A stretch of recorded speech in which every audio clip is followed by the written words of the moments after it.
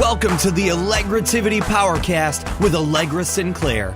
Get ready to punch fear in the throat, show up, and tell your story. Allegra Sinclair is here to help you become the powerful woman you are meant to be. It's finally time to get unstuck and reveal how fabulous you are.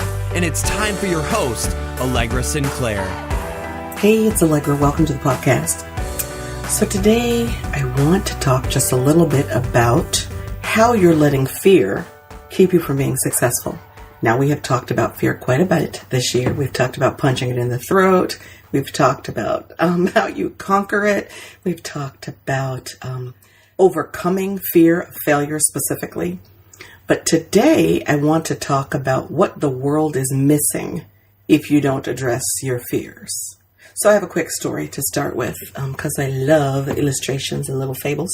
So there is a frog named Frances. Now, Frances knew that she was the best person in her community to take charge of a specific initiative. They're trying to get a pool built. Their community is growing very quickly, and they've all discussed the need for a pool, but they also know that they need a head of their homeowners association in order to spearhead this project, kind of help them manage growth, etc. So they've talked about the need for a new head of their HOA, and they all started throwing names in a hat. Now, nobody threw Frances's name in the hat because they had never heard her speak. And that was the one thing that prevented her from nominating herself as a candidate, because she was petrified of speaking in public. She would often say to her husband, "Man, I wish I had the confidence to speak up and be heard.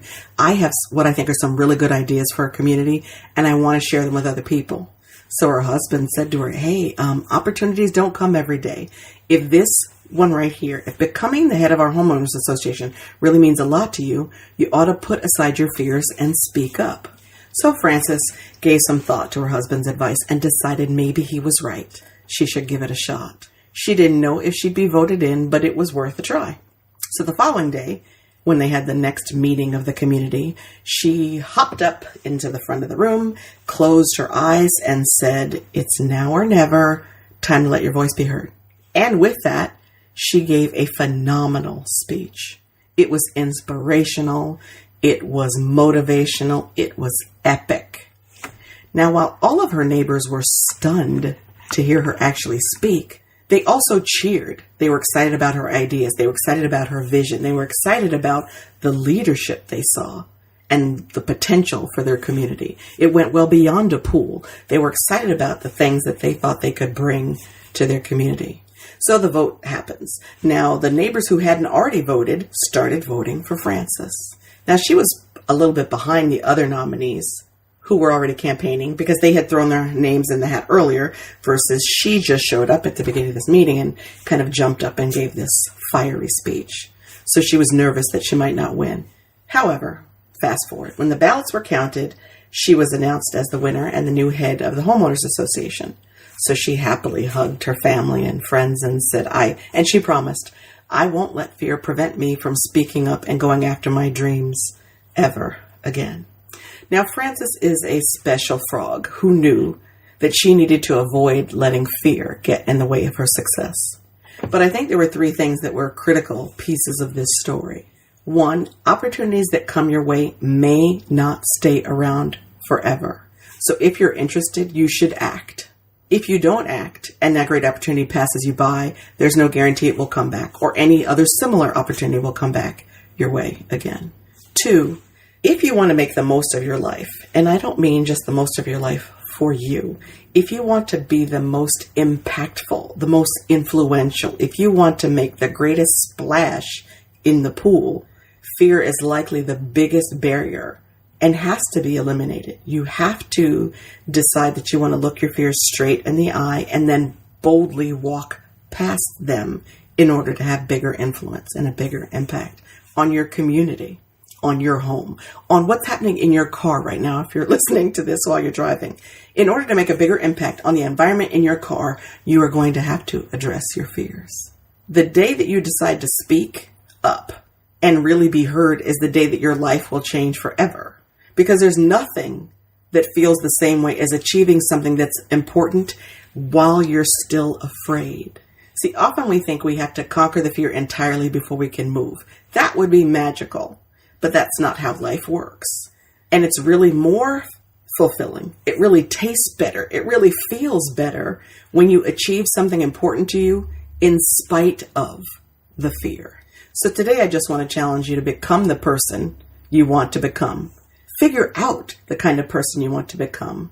Then acknowledge that fear usually is not based in any fact, and that fear will prevent you from getting what it is that you want.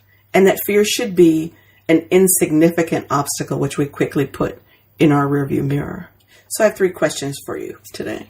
What have you let fear prevent you from doing? You don't have to go back over your whole life. Just look back over the last year, right? We're still in a time of reflection. What have you let fear prevent you from doing? Second question, why do you think you gain more confidence when you speak up? And the last question, what tactics can you use to develop a more fearless attitude? What tactics can you use to get your fist in shape, to punch fear in the throat?